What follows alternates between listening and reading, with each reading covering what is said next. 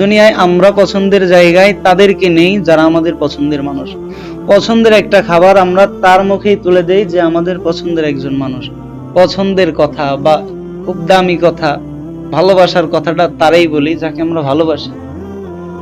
আল্লাহর নবী সাল্লাল্লাহু আলাইহি ওয়াসাল্লাম বলতেছেন, আল্লাহ পাক রব্বুল ইজ্জতের দরবারে সবচাইতে দামি জায়গা হলো মসজিদ। তো দুনিয়ার বিবেচনায় আমরা যাকে বেশি ভালোবাসি তাকে বেশি ভালো জায়গায় রাখতে চাই। তো আল্লাহ বলে আমার কাছে সবচাইতে ভালো জায়গা হলো মসজিদ। তো মসজিদে আনছে কারে? আপনাকে আনছে। মসজিদে আনছে কাকে? আমাকে আনছে, আপনাকে আনছে। তার মানে মালিক আমাদেরকে ভালোবাসে। তো দেখেন, মালিক আমাদেরকে ভালোবাসে, এটা আমাদের উপর কত বড় রহম, কত বড় করম, কত বড় নিয়ামত যে মালিক আমাদেরকে ভালোবাসে। চারটিখানে কথা না, মালিক আমাদেরকে ভালোবাসে। কারণ মালিক ভালো না বাসলে এইখানে কেউ আসতে পারে না।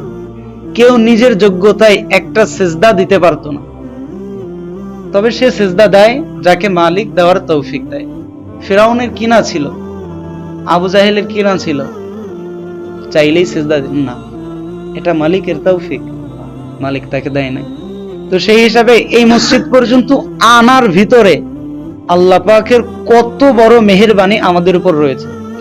এখন আমরা যখন নামাজে দাঁড়াই, আমরা যখন জিকির আজগারে মশগুল হই, আমরা যখন তেলাওয়াতে মশগুল হই, তো তখন একটু আমাদের এই জিনিসটা মাথায় রাখা দরকার যে মালিক আমার উপর কত মেহেরবানি করছেন, এখন আমাকে কিভাবে কাজ করা দরকার। মালিক তো সবাইরই এই কাজে নেয় না।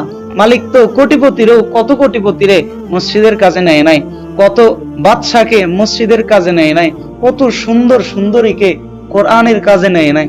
তো আল্লাহ আমাকে নিছে, তাইলে আমাকে কত সুন্দর ভাবে কাজটা করতে হবে।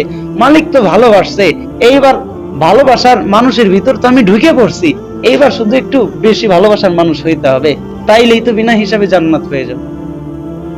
এইটা যখন আমরা মনে করব, তখন আমার আমলের মধ্যে ইখলাস পয়দা হবে, তখন আমার আমলের মধ্যে সৌন্দর্যতা তৈরি হবে, তখন আমার আমলের মধ্যে আল্লাহ পাক রব্বুল আলামিন যেইভাবে করতে বলেছেন সেইভাবে করার মন মানসিকতা আসবে। আর বান্দা এভাবেই তাকওয়ার লেভেলে পার হইতে হইতে আল্লাহ পাকের এমন প্রিয় বান্দা হয়ে যাবে যে আল্লাহ বলেন, বান্দা তুমি কাজ করতে করতে আমি মালিক তোমার কাজ দেখতে দেখতে তোমাকে এতটা বেশি ভালোবেসে ফেলেছি যে বান্দা আজকে তুমি যে এই কান দিয়ে শোনো, এই কান তোমার কান না, এই কান কেমন যেন রহমান আল্লাহর কান হয়ে গেছে।